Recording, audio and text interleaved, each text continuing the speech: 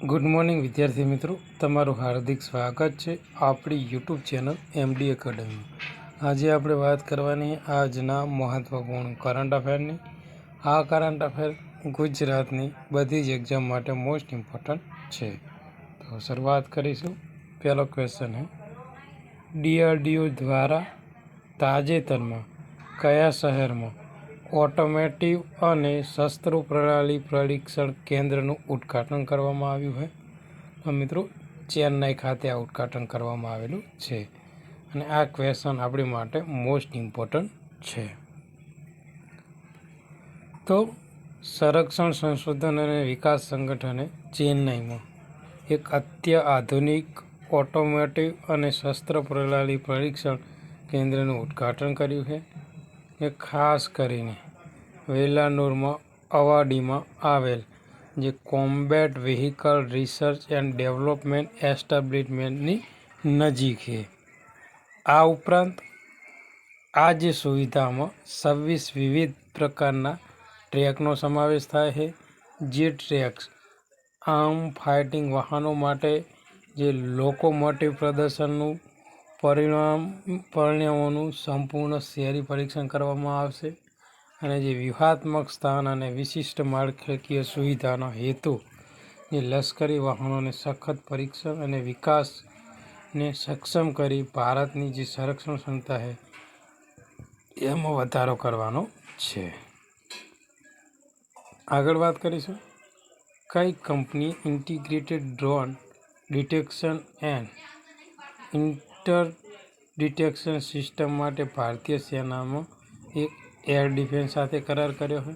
તો આ જે એર ડિફેન્સ છે એ ભારતીય ઇલેક્ટ્રોનિક્સ લિમિટેડ સાથે આ મહત્ત્વપૂર્ણ કરાર કરવામાં આવેલો છે। તો જોઈશું મિત્રો એની ડિટેલ, કારણ કે આ પણ ક્વેશ્ચન આપણી માટે ઇમ્પોર્ટન્ટ છે। તો ભારતીય ઇલેક્ટ્રિક લિમિટેડ અને જે DRDO છે બંને સહયોગથી એક વિકસિત અત્યાધુનિક સ્વદેશી counter drone system integrated drone detection and inter detection system supply કરવા માટે ભારતીય આર્મી અને જે એર ડિફેન્સ સાથે એક મહત્ત્વપૂર્ણ જો ને એ હસ્તાક્ષર ઉપર કરવામાં આવેલા છે। ઉપરાંત આ કરાર અદ્યતન ટેકનોલોજી દ્વારા ઉભરતા હવાઈ જોખમોને સંબોધિત કરી ભારતની સંરક્ષણ ક્ષમતાને મજબૂત બનાવે છે।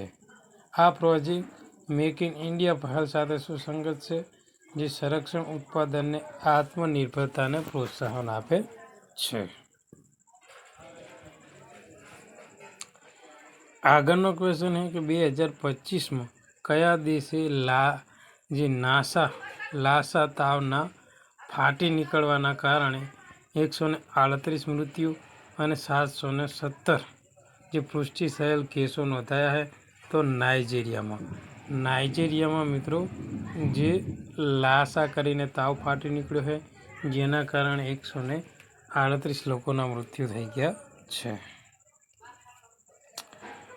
રોમાનિયાના જે બુકારેસ્ટમાં આયોજિત સુપર 8 ચેસ ક્લાસિકલમાં જે ટ્રાયબ્રેક પ્લે ઓફ પછી કોણે જીત મેળવી છે? તો જે આર પ્રજ્ઞાનંદ છે મિત્રો, તેને આ જીત મેળવેલી છે। તો મોસ્ટ ઇમ્પોર્ટન્ટ ક્વેશ્ચન છે મિત્રો। આગળ વાત કરવામાં આવે તો ખેલો ઇન્ડિયા યુથ ગેમ 2025માં કયા રાજ્યે મેડલ ટેલીમાં ટોચનું સ્થાન મેળવ્યું છે? તો મહારાષ્ટ્રને એ પ્રથમ ક્રમાંકે રહેલું છે। તો ખેલો ઇન્ડિયા યુથ ગેમ 2025માં મહારાષ્ટ્રમાં 158 મેડલ જીતીને ટોચનું સ્થાન મેળવ્યું છે, જેમાં 58 ગોલ્ડ 47 સિલ્વરનો સમાવેશ થાય છે। આ જે પ્રભાવશાળી પ્રદર્શન એ હરિયાણા જેવા મજબૂત દાવેદારથી આગળ રાખ્યો છે, જેમણે 117 મેડલ જીત્યા હતા અને રાજસ્થાને 60 મેડલ જીતેલા છે। ઉપરાંત આ રમતોનું સમાપન પટનાના પાટલીપુત્ર જે સ્પોર્ટ કોમ્પ્લેક્સ ખાતે એક જીવંત સમાપન સમારોહનું આયોજન થયું હતું અને બહુવિધ રમતની શાખાઓમાં મહારાષ્ટ્ર સતત શ્રેષ્ઠતા, યુવા પ્રતિભાવ વિકાસ અને રમતગમતના માળખામાં રાજ્યના રોકાણ ઉપર ભાર મૂકે છે, જે રાષ્ટ્રીય રમતગમત ક્ષેત્રમાં તેના નેતૃત્વને મજબૂત બનાવે છે અને રાજ્યના એથ્લેટિક્સ કાર્યક્રમને આગળ વધારવા માટે એક પ્રેરણા આપે છે. આગળનો ક્વેશ્ચન છે કે નવા મંજૂર કરાયેલ કરહી સિગ્મા રેલ લાઇન પ્રોજેક્ટ કયા રાજ્યમાં સ્થિત છે? તો આ જે પ્રોજેક્ટ છે ને મિત્રો મધ્યપ્રદેશમાં સ્થિત છે. તો જોઈશું તેની ડિટેલ. તો મધ્યપ્રદેશમાં આવેલી કરાહી અને જે સગમા વચ્ચેની નવી મંજૂર થયેલી rail line project railway board તરફથી મંજૂર કરવામાં આવ્યો છે.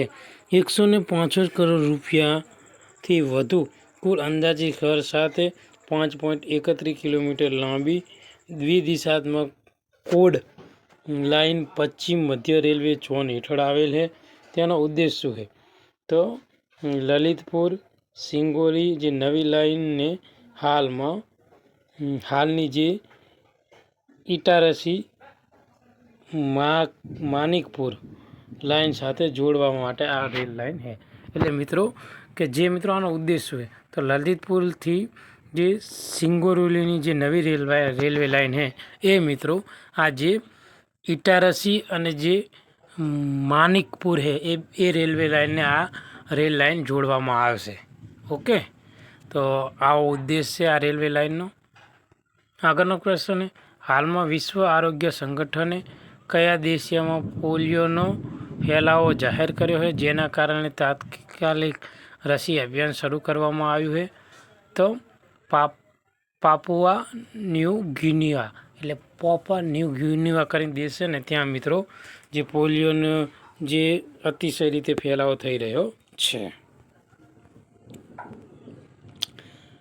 હાલમાં કર્મચારીઓના કૌશલ્યમાં વધારો કરવા માટે AI અને ડેટા સાયન્સમાં 4 વર્ષની online BSc nursing degree offer કરવા માટે HCL ટેક એ કઈ સંસ્થા સાથે ભાગીદારી કરી છે? તો IIT ગુવાહાટી સાથે. હાલમાં UNWESP મધ્ય વર્ષના અહેવાલ મુજબ 2025માં ભારતનો અંદાજિત GDP વૃદ્ધિ દર કેટલો રહેવાનો અંદાજ છે? તો 6.3%. નીરજ ચોપડાએ કેટલું અંતર હાસિલ કરીને નવો રાષ્ટ્રીય રેકોર્ડ બનાવ્યો છે અને ભાલા ફેંકમાં 90 મીટરનો આંકડો પાર કરનાર પ્રથમ ભારતીય બન્યો છે?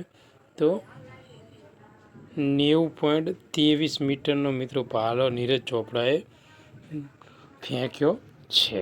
તો આજનું જે આ મહત્વપૂર્ણ કરંટ અફેર છે આપણે અહીંયા પૂરું કરીએ છીએ.